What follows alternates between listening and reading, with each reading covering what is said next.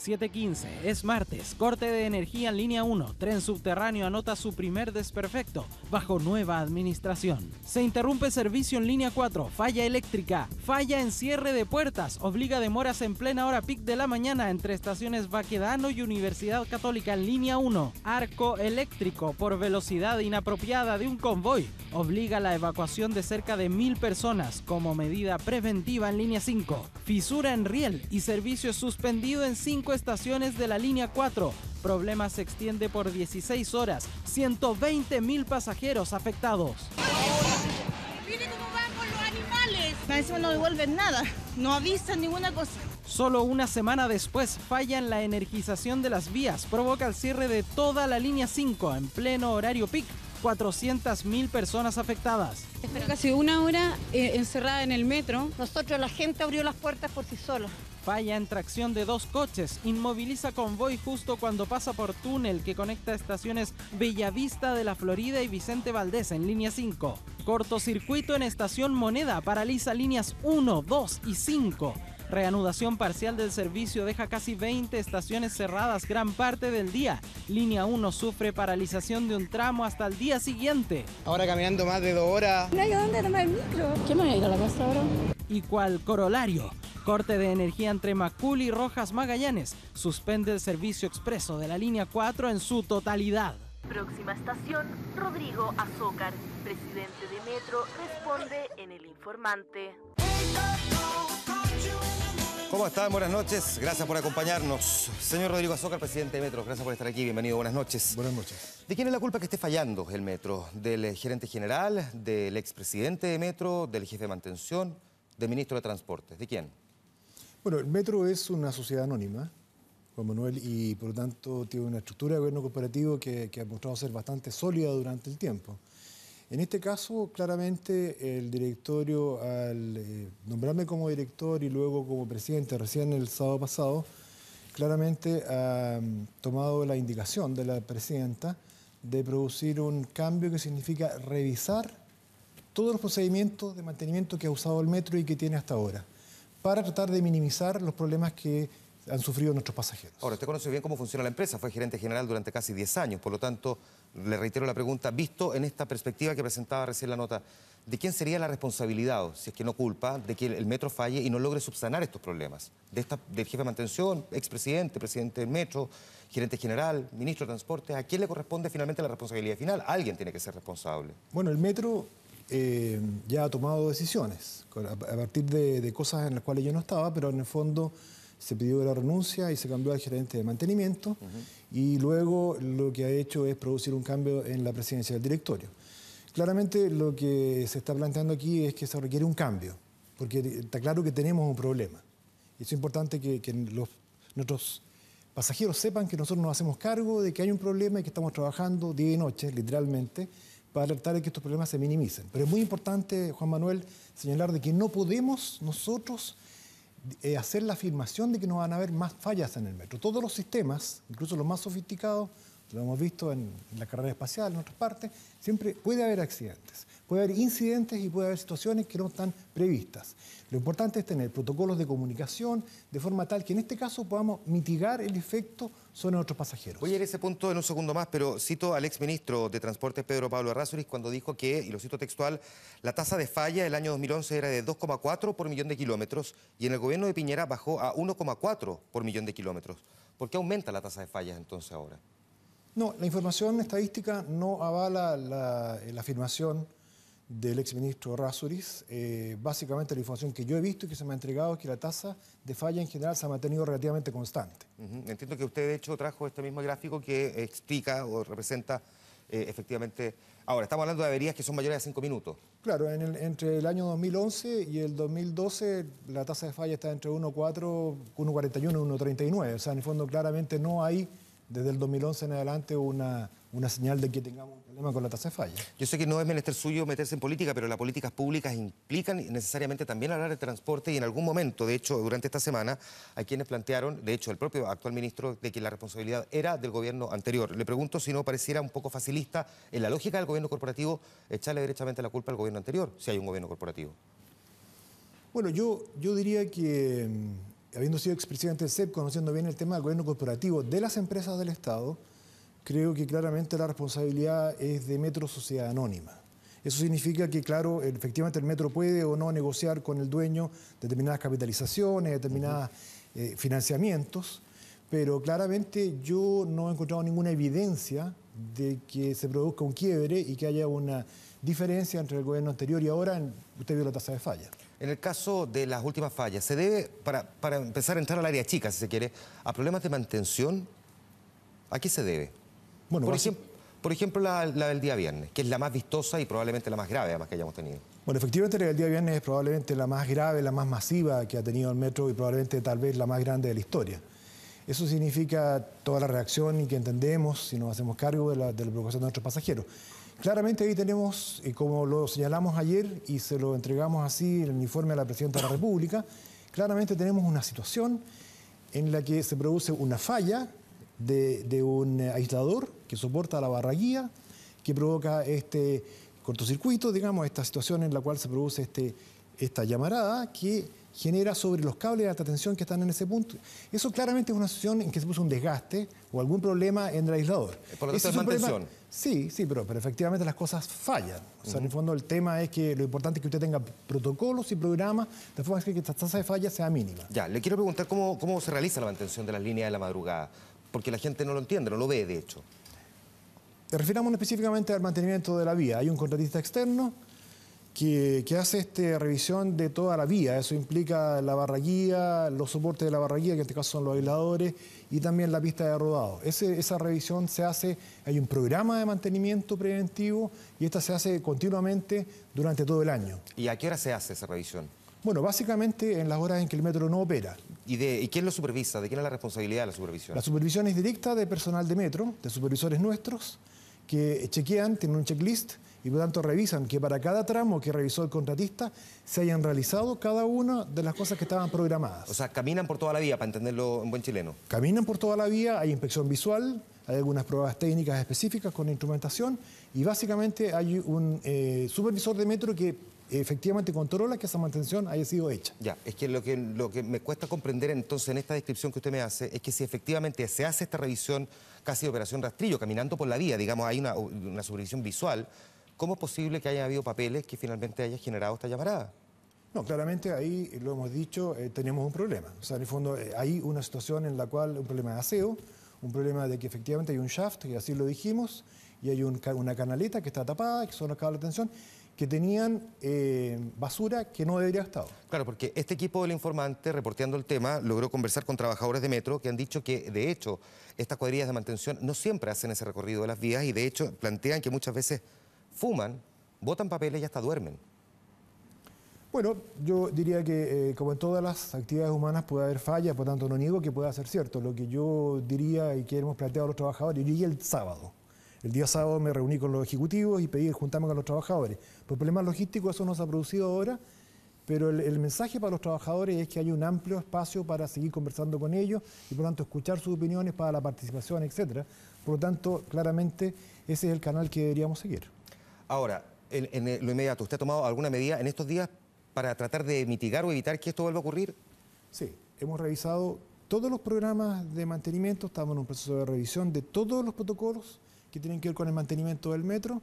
Estamos haciendo una revisión de los aisladores, que en este caso falló uno o tuvo el problema del arco eléctrico, y lo estamos haciendo en los 9.000 de estos. Cada 3 metros hay uno de estos aisladores en la barra guía. Y por lo tanto yo podría asegurar, digamos, de que de aquí a un par de semanas vamos a tener revisados todos los aisladores de esta generación, que son los más antiguos. ¿Cuánto cree usted que pudo haber afectado haber pasado prácticamente 7 metros sin gerente general para que se haya vuelto, digamos, más laxa esta supervisión a la mantención? 7 meses, ¿qué dije? 7 metros. 7 metros, 7 meses, perdón, es que en los metros... Gracias.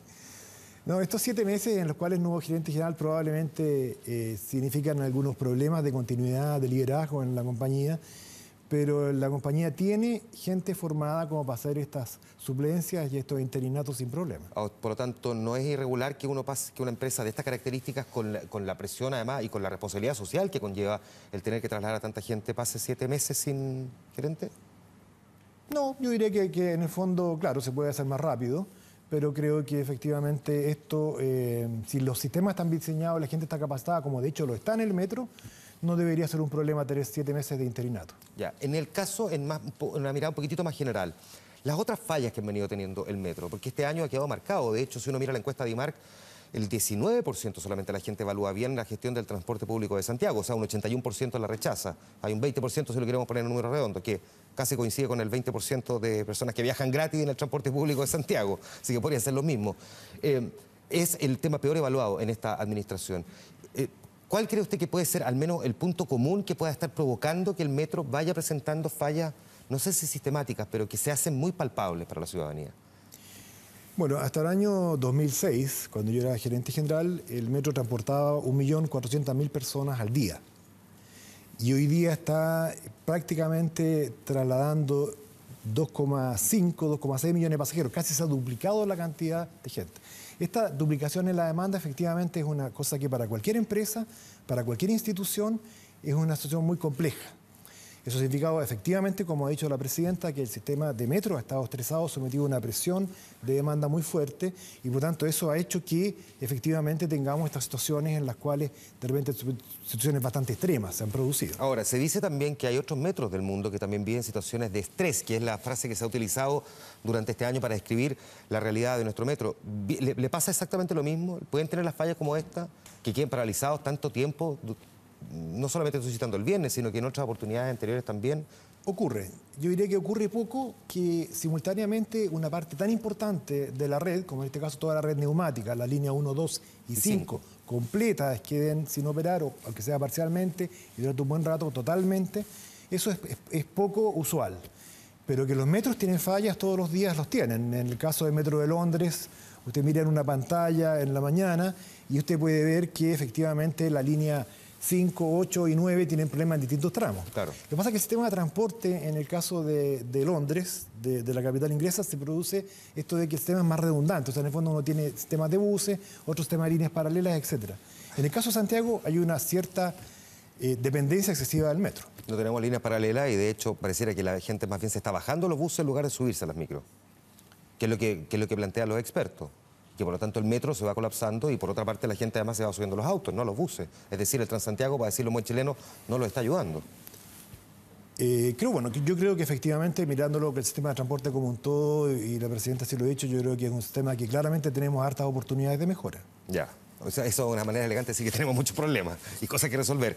Hay dos tipos de problemas entonces. Uno es la falla y otro cómo se reacciona frente a la falla. Usted decía que aquí había un mecanismo que había que instalar. ¿Cómo evalúa usted hasta ahora, hasta el día de hoy, la forma de reacción del metro? Me refiero a la manera de comunicarle a la gente, tenemos un problema, hay que resolverlo. Tienen que evacuar, nos vamos a encontrar con una dificultad, no pueden acceder a las estaciones o tienen que bajarse. Bueno, yo he hecho un análisis riguroso, minuto a minuto, de lo que ocurre. A las 5:56 se produce el primer arco, etcétera. A los 6 minutos teníamos ya gente del PCC dando instrucciones y por lo tanto a los pocos minutos adicionales, 20 minutos, ya teníamos un vocero. Ahora, claramente, y teníamos información a los pasajeros, etcétera. Ahora, si usted me pregunta a mí si es mejorable, es mejorable. Cuando dice información a los pasajeros, que me gustaría que detallara un poco esto porque tengo la sensación de que más bien no es así, porque si este problema se presentó antes de las 6 de la mañana, ¿cómo es posible que uno se encontrara a las 7:30 con ese verdadero caos y gente que todavía seguía entendiendo que el metro podía eventualmente volver a funcionar? Digo, ¿cómo se comunica directamente con el usuario del metro este problema? ¿Le manda mensaje celular? ¿Cómo? A ver, en ese minuto, a las 5:58 de la madrugada del viernes, efectivamente habían 15.000 personas en la red, se produce esta situación, se produce una evacuación, que es un proceso relativamente delicado, pero que en este caso uno solo de los trenes, por suerte, estaba en la interestación. Los demás estaban en estaciones, por lo tanto la evacuación fue relativamente fácil, fue relativamente segura. Ahora, ocurre que esta gente emerge, va a la superficie o va a ocupar otros distintos modos de transporte, el sistema no estaba preparado para recibir esa cantidad de gente y por lo tanto efectivamente el sistema colapsa. Se produce esta situación en que la gente se siente arriba, que no puede tomar ni siquiera un taxi, los que pueden hacerlo, pero tampoco hay transporte de buses, etc. Ahora, perdón, es importante, Juan Manuel, insistir en que la información que yo tengo, yo ya habiendo llegado después, o sea, sin estar involucrado en ese punto específico, de que se reaccionó bien. O sea, en el fondo, desde el punto de vista de que se reforzó en la medida que estaban los buses y los conductores, etcétera, todo el sistema de transporte de buses, etcétera. Ahora, yo insisto de que hay un amplio campo para hacer mejoras.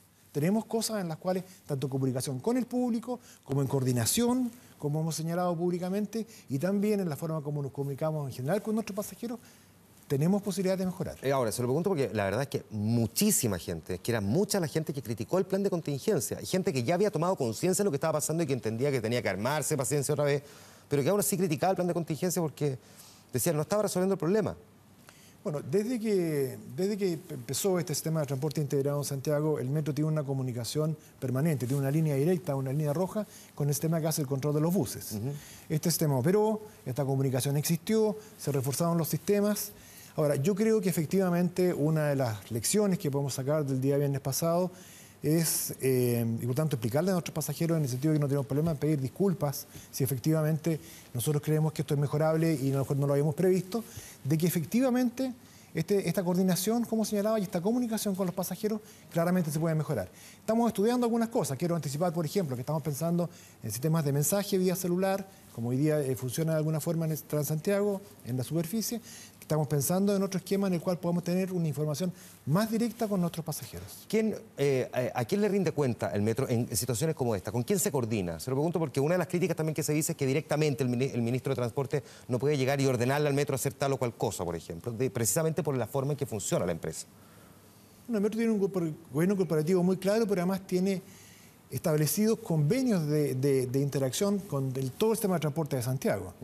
En concreto, cuando se produce una emergencia, porque cuando se produce paralización de 3 líneas es claramente una emergencia en la ciudad, claramente operan los mecanismos de coordinación en la Intendencia y en la Subsecretaría del Interior. O sea, eso funcionó. Si usted lo mirara en el, digamos, mediano plazo, ni siquiera en el largo plazo, en el mediano plazo, para superar las actuales dificultades que son evidentes del transporte de los habitantes de Santiago, ¿qué cosa le adicionaría a este sistema integrado? O por el contrario, usted considera, porque hay quienes lo han planteado también, sacar al metro de este sistema integrado y hacerlo funcionar como operaba antes. Las micros por un lado, el metro por el otro. No, yo creo que claramente, creo que está bien el tema del sistema integrado de transporte. El metro siempre fue partidario de eso y además propugnó y impulsó el tema de la integración. Eso es bien importante. Puede que hayamos tenido algunas diferencias en algún minuto con el exministro Echeverri, por ejemplo, en términos de la forma como se integraba el metro al Transantiago o la tarifa técnica que iba a tener el metro. Pero de que el metro se iba a integrar y a ser parte del llamado Transantiago era un hecho y el metro siempre lo asumió y yo diría en muchos temas lideró el proceso. Ahora, el tema hoy día de cómo se mejora, yo creo que claramente pasa por una mejoría sustancial en general de los operadores del sistema de transporte, en la coordinación, como decíamos, probablemente tener más buses de sistemas paralelos y también, por qué no decirlo, también generar una mayor profesionalización en la forma como se está administrando el sistema completo. Que es una de las críticas que se mencionó durante estos últimos días, cuando usted dice profesionalización. Vamos también de vuelta al área chica. ¿A qué se refiere exactamente con profesionalizar? Bueno, básicamente... ¿Dónde se nota lo amateur? Bueno, básicamente yo creo que la infraestructura de Santiago no ayuda mucho. Entonces, el tema de la predicción de los intervalos, cuánto rato tengo que esperar en un paradero cuando combino desde el metro o vengo desde mi casa y estoy en un paradero para esperar un bus del Transantiago. El hecho de que ese tiempo sea difícil de predecir. Una de las cosas que la gente valora mucho en el metro es la predictibilidad. Eso la gente lo valora muy fuerte. Y en el caso de los buses es más difícil porque en el fondo tienen todo el tema de infraestructura, de que las vías segregadas son pocas, son complejas, y eso tiene que ver con la situación de tener una ciudad que no fue construida pensando en un sistema de transporte, menos en un sistema de transporte integrado. ¿Cuántas líneas faltan y dónde, según usted? ¿En el caso del metro? Sí, en su mirada y en la experiencia después de llevar tanto tiempo trabajando aquí. Bueno, yo diría que el esfuerzo del metro del año 2000 en adelante, piensa usted que el año 2000 teníamos 40 kilómetros de metro y entre el 2000 y el 2006 duplicamos la red de metro. O sea, en el fondo en 6 años se construyó la misma cantidad de kilómetros de metro que se habían construido durante los anteriores 30. Yeah. Eso explica que hay un esfuerzo importante en el tema. Eso se mantuvo y hoy día tenemos en construcción las líneas 3 y 6 como es de conocimiento público. ¿Cuánto más nos falta? ¿Cuántos kilómetros más nos falta? Se lo pregunto considerando que si uno mira el anillo de Américo Vespucio, hay prácticamente 4 millones de personas que viven fuera del anillo de Américo Vespucio, que requieren también de movilización y que son parte importante también de la región metropolitana. Digo, usted si lo mirara en la perspectiva de mediano o largo plazo, ¿cuántos kilómetros de metro nos faltan? Bueno, yo diría que no hay un estándar de número de kilómetros que tiene que tener una ciudad, pero Santiago es una ciudad suficientemente poblada y suficientemente compleja como para merecer una red de metro importante. Ahora, 103 kilómetros de metro, que es lo que hoy día existe en Santiago, es un metro respetable, es un metro mediano, comparado con las ciudades comparables, digamos. Es más grande que el de Sao Paulo, que de ciudades bastante comparables, es más grande incluso que Santiago. Ahora, el tema... Con el problema que no tiene líneas paralelas y con problema que tiene capacidad vial bastante limitada comparativamente a esas otras ciudades. Así es. Claro. Y lo que hace mucho más difícil poder instalar buses, por ejemplo. Por instalar buses en vías segregadas, claro. exactamente. Sí. Por lo tanto, ahí vuelvo de nuevo a la pregunta. Si tuviera que agregarle más líneas, ¿por dónde le agregaría? No sé, no me diga kilómetros, pero ¿por dónde? Bueno, yo creo que claramente la presidenta, en el anuncio que hizo hace 10 días, claramente está acertando en señalar de que necesitamos una conexión con San Bernardo, que está el tema del norte, y también en la petición de que se estudie una línea paralela a la línea 1, que hoy día está muy saturada, tal vez de la línea más exigida de las que yo conozco en muchos metros en el mundo. O sea, la frecuencia y el intervalo que tiene la línea 1 en la hora punta lo hace ser de los metros más eficientes y más exigidos en ese minuto. Rodrigo Azócar, presidente de Metro, muchas gracias por haber estado conversando con nosotros esta noche aquí en El Informante. Muchas gracias. Vámonos a la pausa comercial. Ha sido la figura líder del mundo de la televisión y de las campañas sociales en Chile. Sin embargo, enfrenta también momentos difíciles. La Teletón por la realidad social chilena y también el mismo. Vamos a conversar con Mario Kreuzberger a la vuelta de la pausa aquí en El Informante. Espérenos, volvemos de inmediato.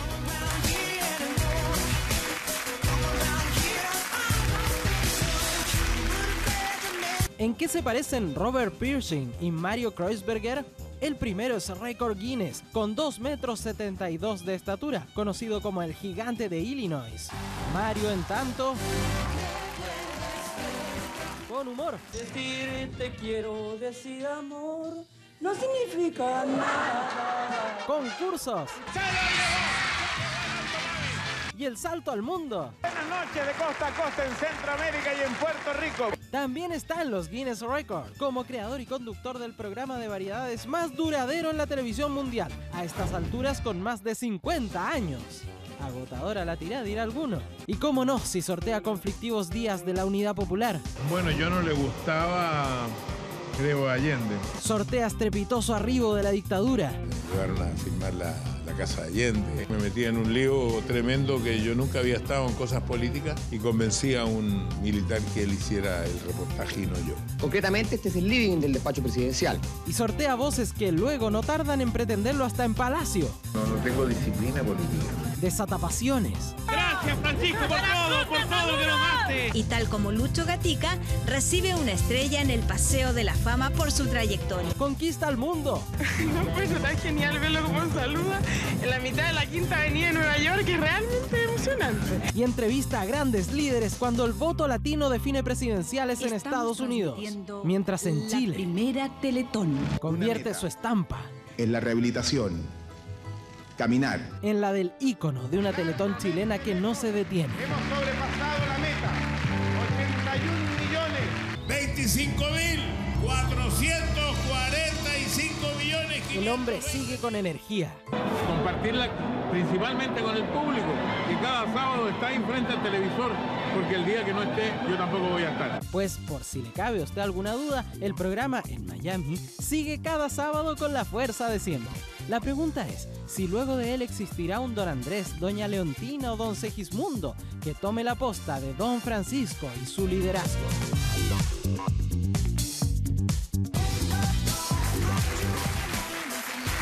Ya estamos de vuelta en El Informante, TVN, TV Chile, 24 horas y 24horas.cl. Y aquí nuestro productor gritaba fuerte el aplauso para aplaudir a Mario Kreuzberger, Don Francisco. Gracias por estar aquí. Gracias, Juan Manuel, por invitarme. Bienvenido al Informante. Gracias. Entre las cosas que uno va concluyendo a partir de esta breve nota que nos presentaba Franco Ferreira es que tú eres efectivamente, a pesar de que a ti no te gusta definirte así, un líder. Me gustaría preguntarte si en la sociedad en la que estamos hoy te sigues considerando un líder. Yo nunca me consideré un líder. Creo que lo que yo hago no es algo que tenga ese título. A mí, por casualidad, me encontré con la televisión. Lo único que estudié realmente fue una profesión distinta. Yo soy técnico modelista. Te podría hacer un traje completo de pe a pa, quizás ya no con la tecnología moderna. Y me encontré en el hotel de Nueva York con una radio que tenía un vidrio que se veía y se escuchaba. Y yo me enamoré de eso como ya me había enamorado antes del aplauso como aficionado y me dediqué y me he dedicado durante 52 años a eso, a comunicar, a entretener, y he vivido diferentes épocas. Si no eres un líder, ¿cómo te definirías entonces? Pero para ser justo, sin falsa modestia, ¿cómo dirías tú? Porque tú sabes que efectivamente encabezas campañas, encabezas... Eso podría ser hasta un chiste. Sí, sí, lo sé. Bueno, nací en otra televisión. Nací en la televisión universitaria. Y era importante, conjuntamente con entretener, no solamente informar, sino además entregarle algo más al público, cosa que era difícil porque había que combinar eso con los ratings. Y entendí a poco caminar que como comunicador yo podía hacer también cosas por los demás, no solamente por mí mismo, porque claro, cuando uno empieza a trabajar, a tener éxito, a ser popular, está trabajando por uno mismo. Y de pronto empieza a sentir un poco una insatisfacción de eso.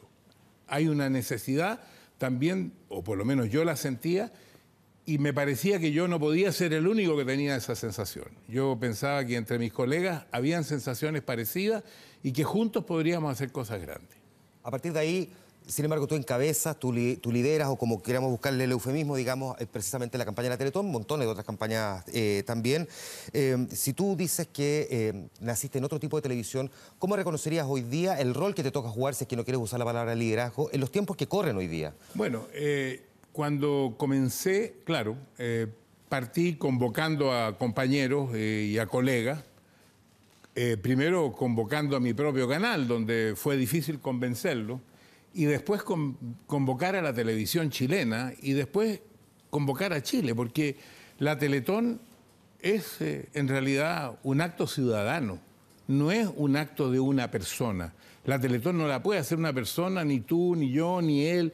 La Teletón la tienen que hacer todos los que componen este país. La tienen que hacer los empresarios, la tienen que hacer el gobierno, la tienen que hacer los trabajadores, los tiene que hacer la gente de oposición, la gente de gobierno, todo el mundo. Somos todos, como le pusimos este año. Y nos vamos a meter, de hecho, al trabajo de la Teletón y de la Teletón este año, que vive un momento particular. Pero me gustaría volver un paso atrás, sin embargo, a esto que tú has encabezado, esto de ser el líder, donde antes daba la sensación, o no sé, la sensación, o era un hecho real, que parecías más intocable, hoy día más bien permeable al tipo de críticas que surgen. ¿Qué crees que pudo haber cambiado en el camino en la sociedad y qué pudo haber cambiado en el camino contigo también?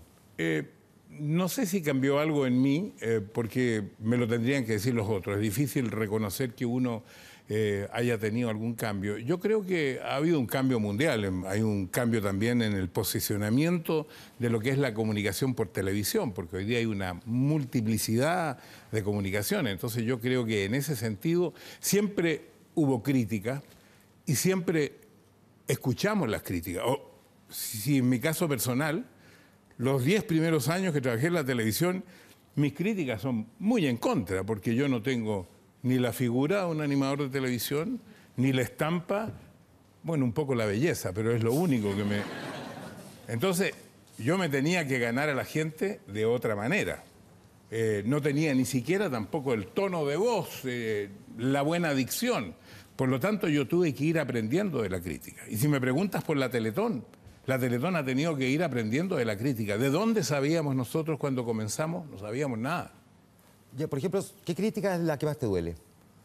A mí me duelen todas las críticas. A los que trabajamos en esto, pues te voy a tener que devolver la pregunta. Tú me vas a decir que a ti no te duelen las críticas. A todos nos duelen las críticas. Pero claro, pues, si nosotros estamos directamente conectados al ego, tenemos un cable conectado al ego, entonces las críticas nos duelen. Ahora, por ejemplo, un comentario entre quienes te critican es que tú te llevas un porcentaje de los aportes de la Teletón al bolsillo. Bueno, es una infamia, pues no es una crítica.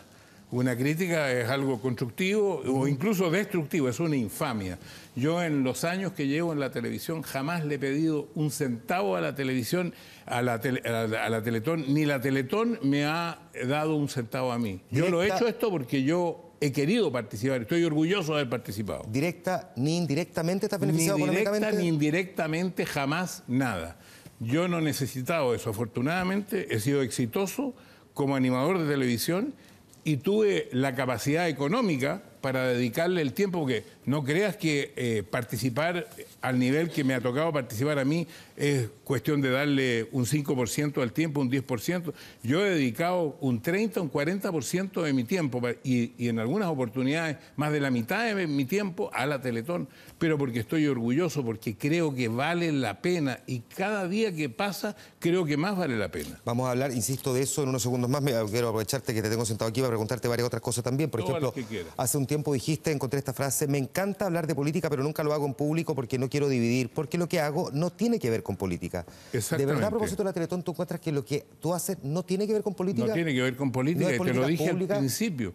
Política pública, pero no política partidista, porque si necesitamos a la oposición y al gobierno, si necesitamos a los empresarios, si necesitamos a los trabajadores, si necesitamos a todo el mundo, si queremos hacer algo en unidad, no podemos ser partidistas. Por supuesto, yo tengo ideas políticas, pero no las voy a expresar públicamente porque voy a dividir no solamente a los telespectadores, que era también un principio, sino que voy a dividir con respecto a la gente a la cual nosotros queremos ayudar. Nosotros, cuando hablamos de discapacidad, nosotros no le preguntamos a la gente de qué partido es, ni lo que piensa, ni qué religión. Nosotros queríamos hablar de personas que tenían esta condición y que no estaban visibilizadas en este país. Ahora, eso puede ser desde el punto de vista de la campaña, pero desde el punto de vista personal, que tú eres don Francisco, pero también eres Mario Kreuzberger, y Mario Kreuzberger es el que hoy, por ejemplo, está sentado aquí, en una sociedad en la que demanda cada vez más transparencia, por ejemplo, de sus instituciones y también de sus figuras, de sus líderes. ¿No sientes que al final pueden terminar viendo más bien con desconfianza a alguien que no ubica cuál es su domicilio político? Yo creo que no, porque una cosa es la transparencia y la otra es la posición política. Y además yo no soy, y también lo he dicho, yo no sirvo para político porque yo no tengo disciplina política. Yo a veces estoy de acuerdo con la derecha más derecha y a veces estoy de acuerdo con la izquierda más izquierda. Por ejemplo, ¿estás de acuerdo con la reforma educacional que propone término de copago, fin de selección y el lucro? Yo creo que sí. Yo creo que hay que hacer una reforma educacional. Yo creo los temas nacionales creo que nadie está en desacuerdo, en el sentido de que también hay que buscar un equilibrio. La brecha social que hay en este país es terrible y esa brecha se tiene que acercar, y lo más importante, que yo creo que es lo mismo que vendemos en la Teletón, hay que darle esperanza a la gente, hay que darle esperanza al camarógrafo de poder ser director y después director del canal. O sea, la esperanza de poder ir avanzando en la vida es una cosa muy importante. ¿Porque tú sientes que en Chile esa realidad la gente no la siente? Yo creo que no la siente. Yo creo que no la siente en la medida que debiera sentirla. Por supuesto que siempre hay un Superman que avanza. Entonces yo creo en todo tipo de reformas, pero al mismo tiempo creo que las reformas hay que hacerlas en acuerdo.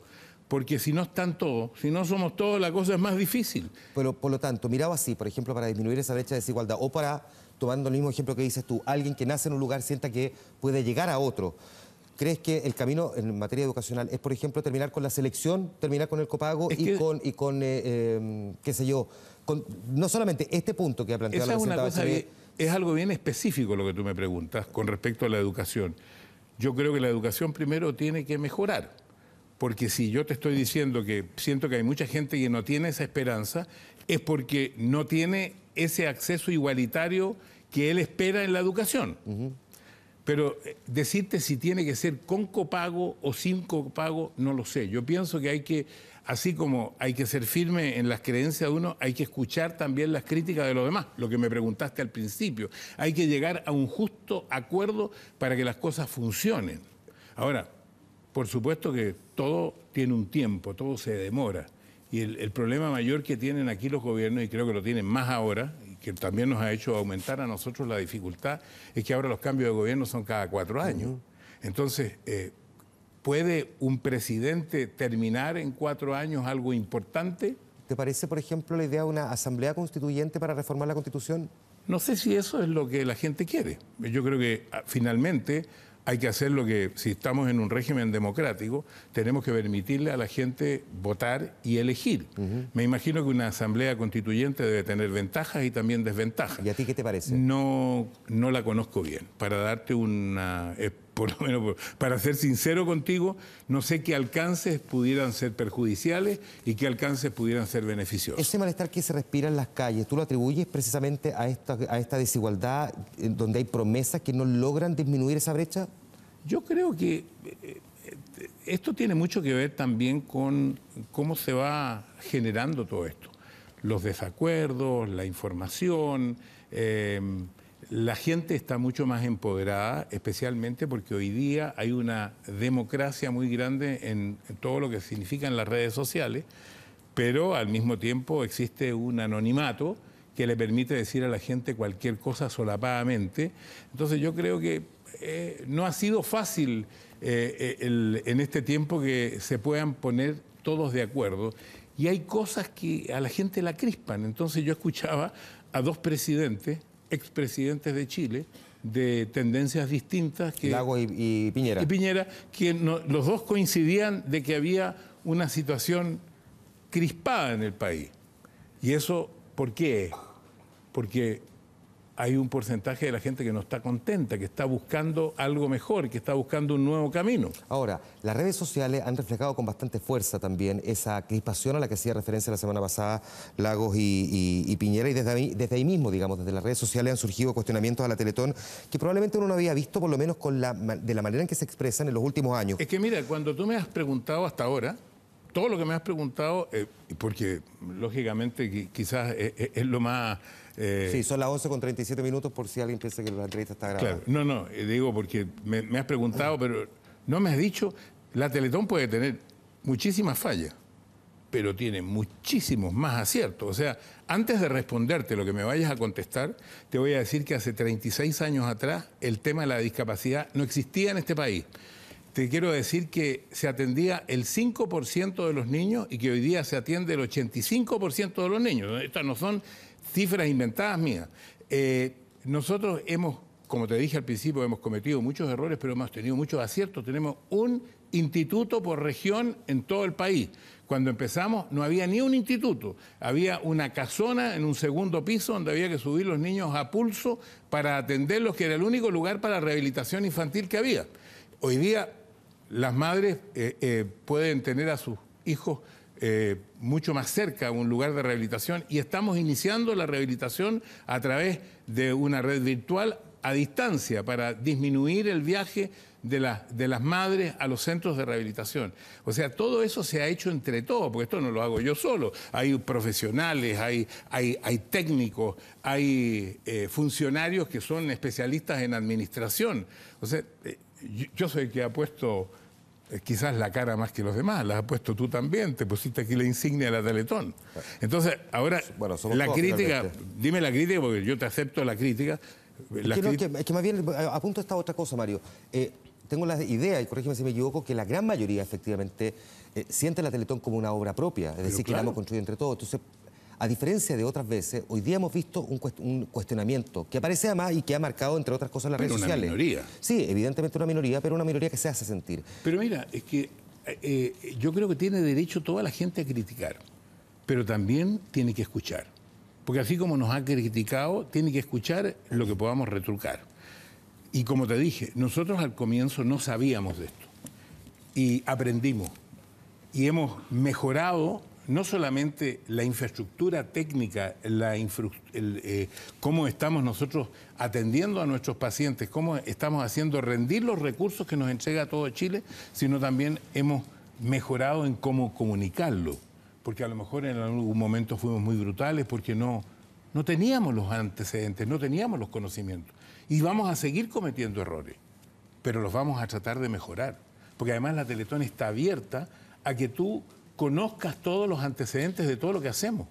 Si es de todos, tiene que estar abierta a todos también. Y en esa misma lógica que tú me describías a propósito de esto que escuchabas de Lagos y de Piñera, en esa lógica de la crispación social, hay pareciera, no sé si opiniones encontradas, pero digamos disímiles al menos. Unos dicen que ese ambiente de crispación puede perjudicar a la Teletón y otros por el contrario dicen que puede ser el momento de unidad nacional. ¿Tú eres de los primeros o de los segundos? Mira, cuando nació la primera Teletón, el país estaba dividido en dos, pero quebrado. Estábamos a punto de tener un conflicto con la Argentina. ¿Y por qué la Teletón resultó? Porque la gente encontró un camino, una forma de acercarse unos a otros. Los que no se hablaban, los que se escupieron, buscaron un camino y encontraron. A lo mejor duró solo 27 horas o duró un poco más. Y después a lo mejor se volvió a lo mismo. Y la gente se dio cuenta que los resultados le agradaban, porque nosotros después de la primera Teletón pudimos demostrar que los recursos que nos habían dado se habían transformado en el centro más grande que tenemos, que ahora se va a duplicar en tamaño, que es el centro de rehabilitación que tenemos en Santiago. Entonces, en esa misma lógica, para despejar este punto, ¿cómo recoges tú cuando tú lees, por ejemplo, que el Departamento de Derechos de las Personas con Discapacidad de la ONU, que es el título formal que tiene, emite un informe donde cuestiona la Teletón de México, porque hace referencia a la Teletón de México, y lo que cuestiona es, y te leo textual, promueve estereotipos de las personas con discapacidad como sujetos de caridad e impedir que se posicione el concepto de sujetos de derechos? Bueno, te dije hace unos momentos que quizás pudimos alguna vez cometer un error. Pero si te fijas en las últimas décadas, pues esto ya tiene casi 4 décadas, nosotros lo que estamos promoviendo es la esperanza de la rehabilitación, el esfuerzo de la rehabilitación, el compromiso de las familias con las personas que se están rehabilitando. Y aquí creo que en este mismo lugar tienes personas que... Porque esto es algo importante que hay que decir. Cuando alguien va a un hospital, está 10 días, está 15 días. Una persona para rehabilitarse, el mínimo que puede estar es 16 años. Se demora rehabilitarse. Es de un costo muy alto. ¿Hay un cálculo de cuánto es ese costo? Bueno, yo antes de venir a esta entrevista, para no carrilearme, pregunté, ¿cuánto es el costo, por ejemplo, para una prótesis cuando a un niño le falta un brazo o una pierna? Porque resulta que a lo mejor uno no piensa en eso. Un niño que nace sin un brazo, hay que cambiarle esa prótesis cada año y medio. Si está a 16 años, hay que cambiarla 10 veces. Y cada prótesis vale 2 millones. O sea, ese niño solo en prótesis, además de toda la rehabilitación, vale 20 millones de pesos. ¿Cuántas atenciones tiene en la Teletón por personas al año? No conozco el detalle exactamente. Entiendo que son 28... ¿Alguien? 28.000 directas, 28.000 directas. Sí, y la meta es de 25.000 millones, ¿no es cierto? O sea, que estamos hablando de menos de 1 millón finalmente por niño. Claro que sí. Solamente pero, la lógica matemática. Claro, pero a eso agrégale las prótesis, claro. A eso agrégale la maquinaria, a eso agrégale la tecnología nueva que hay que estarla ayornando todos los días, porque la rehabilitación, igual que todo, va mejorando y han habido avances en los... Yo no soy especialista en rehabilitación. Aquí yo veo que hay algunas personas de la Teletón, como el médico jefe, que te puede contestar mucho mejor, pero cosas que a mí me han sorprendido. Laboratorio de marcha, que le ponen a una persona con algún problema de físico, electrodos en su cuerpo, y pueden hacer a través de ciertas cirugías unos bypass en que puede mejorar la marcha, puede mejorar la posición, cosa que antes tomaba tremendo tiempo. Hay ciertas cosas que desaparecieron. Si ustedes, las personas mayores, se acordarán que veían muchas personas que tenían un zapato así muy alto. Y eso hoy día desapareció porque hay un sistema Elizarov que te ponen unos aparatos que te van estirando el hueso hasta ponerlo a la misma altura del otro. O sea, los avances son muchos también. Me quedan un montón de preguntas sobre el trabajo que se está haciendo, sobre cómo viene la campaña este año, pero sobre otras cosas también que me gustaría aprovechar de conversar contigo, el momento de la televisión. Me tengo que ir a la pausa comercial, que me las entiendo hace como 10 minutos, pero antes una última pregunta sobre el trabajo de la Teletón, pero en este caso que es una pregunta además que tiene un carácter político, digo, del funcionamiento de la Teletón. ¿Cuánto pudo haber golpeado a la Fundación Teletón lo que le ocurre hoy a Carlos Alberto Delano, que fue una figura vinculada al directorio de la Fundación? ¿Te parece si quieres lo contestamos a la vuelta a la pausa? Perfecto. Vamos a la pausa en El Informante. Volvemos de inmediato a esta conversación en vivo con Mario Kreuzberger, don Francisco.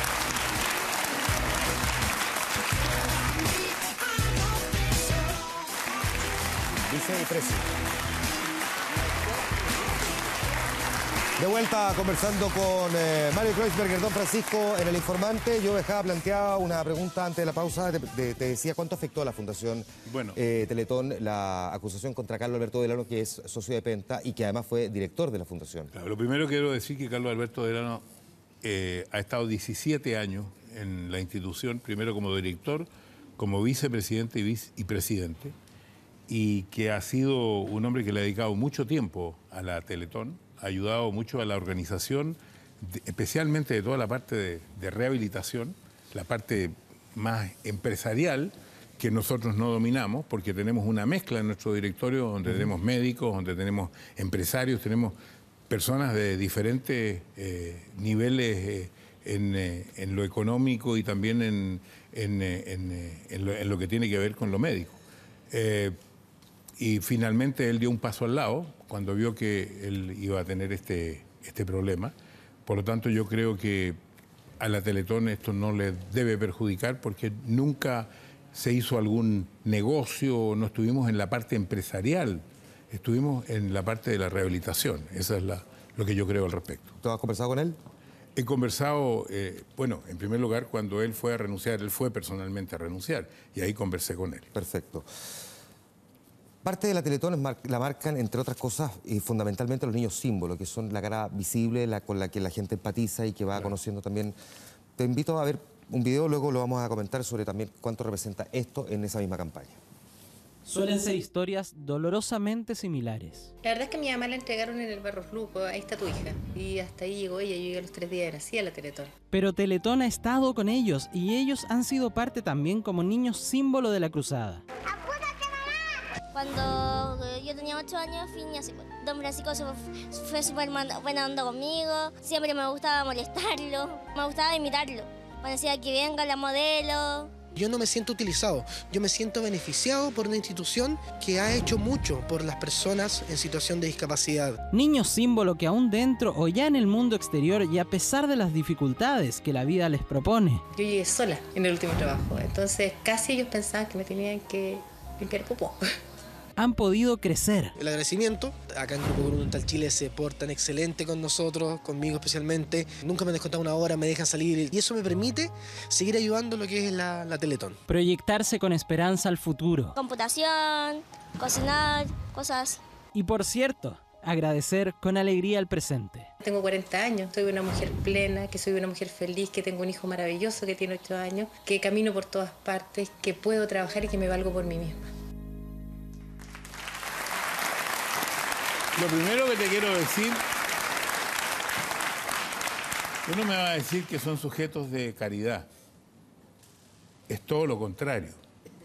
Estas personas luchan por integrarse, por rehabilitarse, por tener una vida plena. Cada uno de estos niños que hoy día son adultos, a través de su lucha mayor es por integrarse. Y lo más difícil en este país es la integración.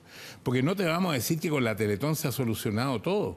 Estamos, pero en los pañales de lo que hay que hacer. La integración es difícil, pero piensa que hace 36 años era impensado que un niño con una discapacidad lo recibieran en un kindergarten, en el colegio, en la universidad, que se pudiera titular. Las personas se avergonzaban de sus propios familiares y eso tiene que cambiar y tiene que cambiar mucho más porque muchas leyes aparecieron después de la primera Teletón en favor de la discapacidad. En un país como Chile hay cerca de 2 millones de personas que tienen diferentes grados y diferentes razones para sufrir alguna discapacidad. Y esas personas necesitan trabajo, necesitan integración, necesitan vida plena. Y ese es un trabajo del Estado. ¿Y a ti te emociona cuando ves estos casos, ves estos niños que además fueron niños símbolos con los que tú tuviste que participar, no solamente grabar comerciales, sino que compartir horas y conocer su historia? Es que mira, el hecho de que yo esté aquí y que hayan pasado, porque los años no pasan, se quedan arriba de uno, y que los años hayan pasado y se hayan quedado arriba mío, y que yo siga comprometido con esta institución y que le haga empeño. Ahora te hago una invitación formal a ti para que estés en esta Teletón y hagas también tú, así como haces entrevistas en El Informante, hagas entrevistas en la Teletón, tengas tu propia experiencia y se la puedas entregar a los demás, porque eso para nosotros es importantísimo. Así que espero que me aceptes la invitación. Aceptada la invitación, por supuesto. Además que, porque aquí se hace la pregunta que hay que hacer, este es El Informante, pero para que no haya ninguna confusión, en la Teletón somos todos y por algo uno tiene puesto el corazón. Hay una niña símbolo, entiendo, Mario, que para ti fue muy especial, Emma Barrientos. Emma Barrientos Coliboro, claro, de Punta Arenas. No sé si fue niña Barrientos, pero fue un caso que me gustaría que lo recordáramos brevemente. Es 1979 y Emma participa por primera vez en las 27 horas solidarias, conmoviendo a Chile. A don Mario Cobro le pido mis bracitos. Su testimonio tendría recompensa un año más tarde, con sus primeros pasos, frente a su emocionada madre y entrando luego por sus propios medios al teatro a realizar la primera donación en Teletón de 1980. 34 años después, Emma es, por cierto, una de las más emblemáticas voces de Teletón. Y hoy, desde su Punta Arenas, no se cansa de agradecer la obra que cambiaría su vida para siempre. Y don Francisco, bueno, el motor de esta obra, que él fue el gestor, y yo creo que gracias a él movió gente, movió empresas, movió profesionales para que esta obra llegara a estar donde está.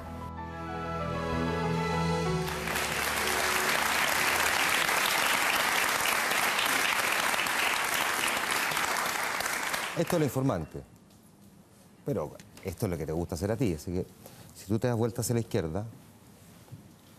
Ah.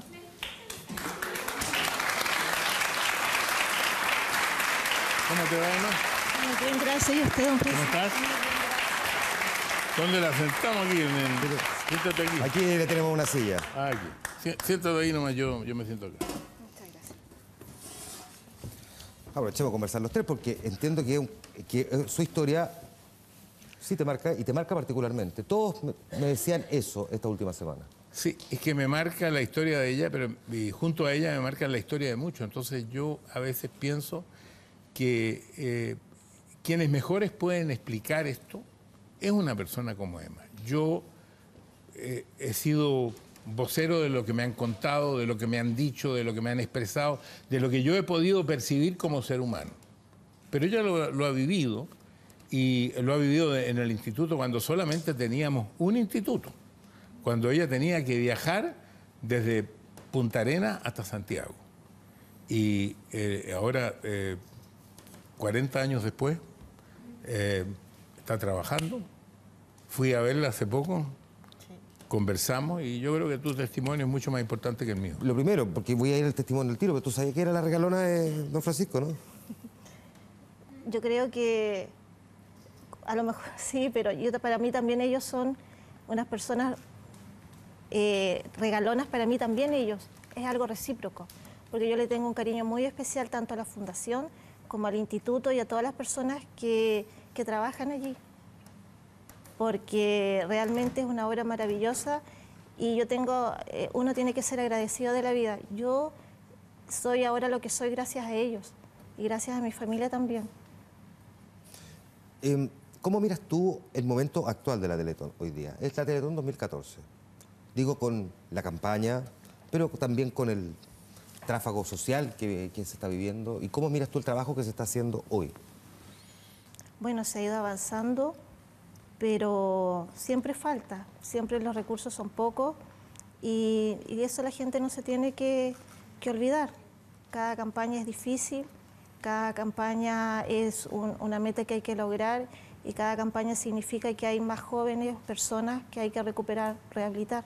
¿A ti se te pasa por la cabeza que eventualmente, por ejemplo, este sea un año en que no se alcance la meta?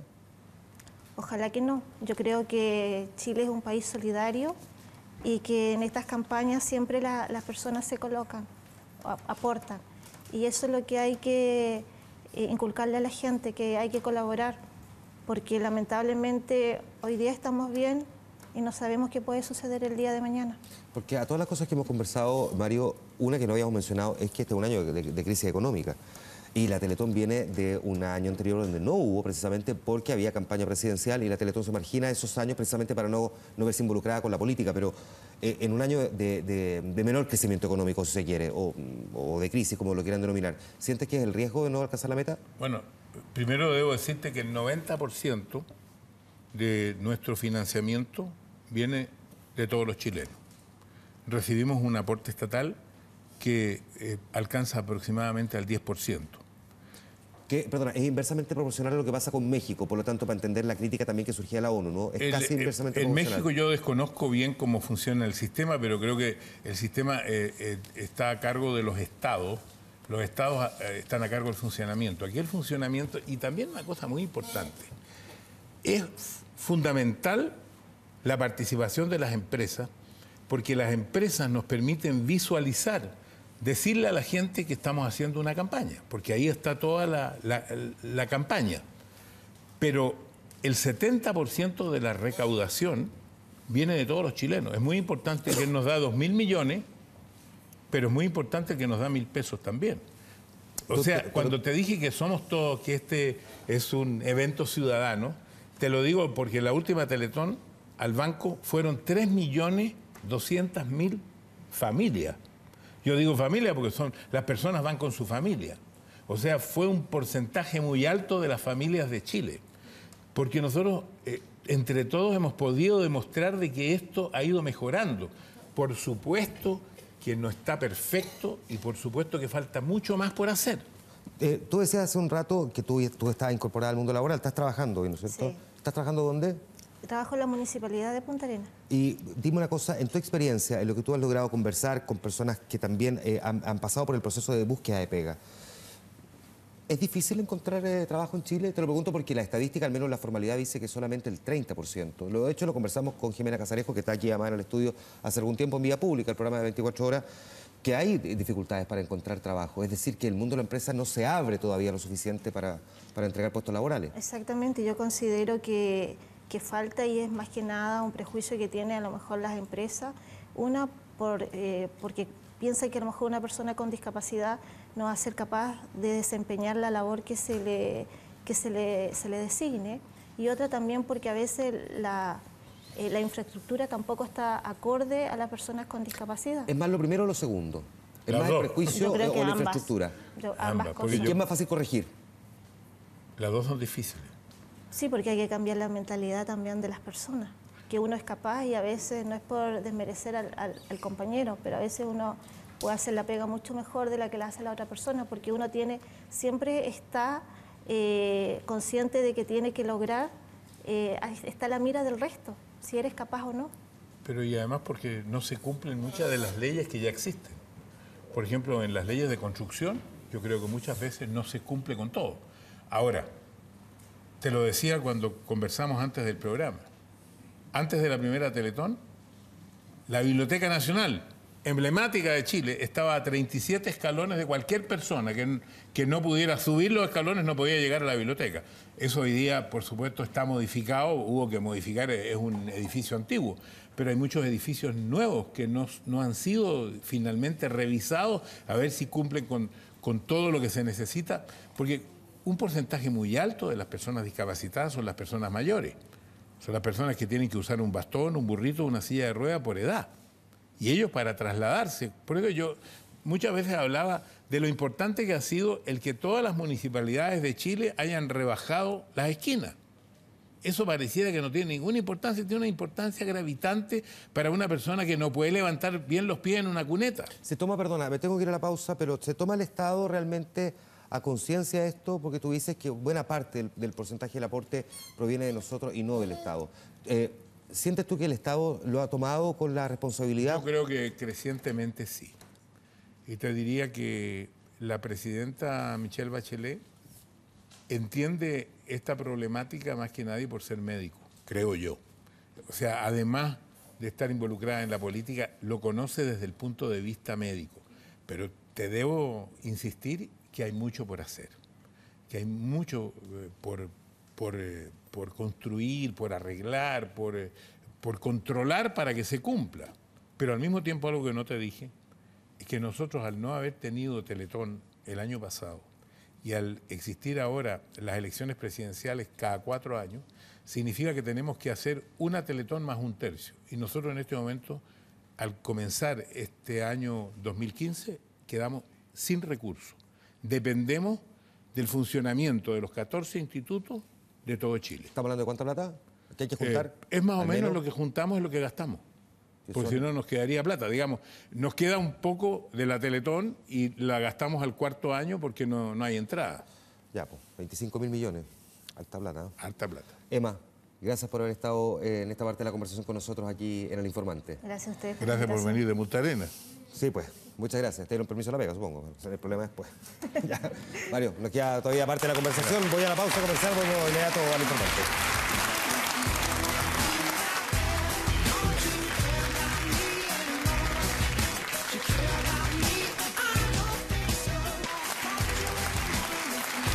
Estamos de vuelta en El Informante, pasado en el tiempo ya, como es tradicional, así que no nos voy ahí en continuidad, pero Nos queda un par de preguntas todavía para conversar con Mario Kreuzberger. Primero, la primera pregunta, ¿cómo estás viendo tú el actual momento televisivo? ¿Por qué tú, por ejemplo, crees que toda la gente, digamos las cosas como está viendo la teleserie turca de Mega? Porque le gusta. O sea, porque encontraron algo distinto. Yo creo que las teleseries, yo no soy especialista en teleseries, me hacen una pregunta que he visto poca. Pero pocas veces había visto que un canal se llevara tanto porcentaje de rating. Ha pasado especialmente con las teleseries cuando se encuentra, y me parece que esto fue una vuelta atrás en las teleseries. Las teleseries empezaron a ser muy agresivas en Chile. Y esta teleserie es todo lo contrario. Es puro amor, es lenta. Pero es más lenta que el camión de la basura. Mi señora la ve y me dice, no te preocupes, es lenta, pero me encanta, me dice. Ya. Ok. Ya. ¿Tú crees que ese puede ser su encanto? Ese es el encanto. Entonces, y yo creo que también hubo una creatividad de haber hecho esa teleserie turca doblada por chileno. Entonces, cuando tú la ves, aparte de cuando cantan otro idioma, pero cuando hablan, se parecen a ti. Tú crees que es un amigo tuyo, una persona que podría vivir cerca tuyo y habla como tú, además. Porque si la hubieran doblado en España, saldría Onur hablando de esa manera y a la gente no le gustaría. Pero de esta manera la gente lo hace la concesión. Me parece que hay una parte creativa también. ¿Y qué crees tú que les ha hecho a los canales falta por hacer? ¿O qué mea culpa les falta como para decir, mire, nuestra programación no ha sido lo suficientemente atractiva como para que volvamos a tener los ratings que teníamos hace algunos años? Bueno, esto es como la repartición de los panes. Hay muchos medios y hay los mismos telespectadores. Se dividieron los presupuestos, la televisión tiene mucho menos presupuesto y empezó a hacer programas distintos. Hay un cambio con todas las redes y todavía no se sabe, por lo menos yo no sé exactamente hacia dónde va. Nunca se va a terminar el contenido, nunca se va a terminar esto que está pasando aquí, pero se tendrá que reglamentar el contenido, porque hoy día este contenido tiene un costo para Televisión Nacional. Mañana esta entrevista va a estar en YouTube. ¿Y a quién le pagó YouTube? Y va a estar en no sé cuántas otras redes donde van a sacar parte y ese costo lo asume todo Televisión Nacional o Canal 13. Entonces yo creo que aquí falta todavía reglamentar todo esto. No solamente en la televisión, en la música también. Falta ordenar, y eso se demora un tiempo. Una última pregunta. ¿Cuál sería tu programa de televisión ideal hoy, si tuvieras que hacer uno? Es difícil decirlo porque afortunadamente me he podido dar el gusto después de 52 años de hacer lo que me parecía que yo debía hacer más que lo que pudiera darme más rating. No creo que me hubiera dado mucho más, pero podía haber hecho otra cosa que haber hecho un programa de conversación. Yo sentía la necesidad de hacer un programa de conversación. Entonces creo que la televisión se va dividiendo. Hay gente que busca cosas como Onur, hay gente que busca el cable, entonces hay una polarización de telespectadores y eso es lo que ha hecho que la televisión esté con mayor dificultad de financiamiento. Eso es una realidad, no estoy diciendo nada nuevo. Ahora, ¿sí se te viene un nuevo programa? Digo porque como que hace 20 años siempre tú dices que ya tú estás cansado, que probablemente estás pensando en retirarte. Todos tus amigos que yo conozco dicen más o menos lo mismo. Sí, pero... Tu señora Temi está esperando en la casa diciendo cuándo será verdad. Pero lógicamente estoy mucho más cerca de la salida que de la entrada. Ya. Porque si debo ser sincero contigo, sí es muy difícil establecerse, y tú lo sabes, y yo lo sé, es mucho más difícil retirarse. Porque uno queda adicto y al mismo tiempo esto es algo como parte de la vida. Yo sé que lo voy a tener que dejar. Yo sé que eso va a ser así. Pero ¿cómo voy a llenar mi tiempo si es que todavía la mente me acompaña y a lo mejor no me acompaña el físico? Va a ser duro. Pero creo que va a ser más duro si me echan. Va a ser devastador si me echan. Entonces yo creo que debiera dar un pasito antes que eso. Pero no mucho antes. Qué difícil esa coreografía. Es difícil una coreografía. Sí. Mario Kreuzberger, muchas gracias por haber estado sentado conversando con nosotros en El Informante. Mira, antes de irme, me faltó algo importante, si me das un minuto. Por supuesto. Mucha gente se estará preguntando hoy día, ¿cómo puedo yo hoy día ayudar a la Teletón? Porque el día 28 y 29 yo pienso ponerme la 24.500/03. Y yo creo que la mejor manera de ayudarnos en este momento es pintando el auto. Desde mañana a las 11 de la mañana empezamos la pintatón. Y mientras más gente nos acompañe, mientras tú pintes tu auto, yo ya pinté el mío, y ustedes que están aquí, los que están en la casa, vamos creando un ambiente, una conciencia de que hace 36 años empezamos a comprometernos. Hay padres, hijos y nietos que han ido juntos al banco. Y eso ha permitido que atendamos a 90.000 familias. Pero mucho más que eso, Juan Manuel, hemos dado visibilidad a la discapacidad. Hemos permitido que la gente entienda la necesidad que este grupo humano tiene de integración y de poder tener una vida digna, no solamente laboralmente, sino de tener una vida plena, completa. Y yo pienso que entre todos los chilenos, si somos todos esta vez, vamos a dar otro pasito adelante y vamos a ayudar a que esto siga creciendo. Muchas gracias por haber estado aquí, Mario. Y ya saben entonces, porque al final la Teletón somos todos. Muchas gracias. Gracias al tremendo público que tuvimos hoy día también. Bien jugado, cabrón. Muchas gracias a todos. Gracias. Me va a costar cara esto en todo caso. Después les cuento. Gracias. Nos juntamos mañana en Vía Pública con el canal 24 Horas. Que esté muy bien. Buenas noches.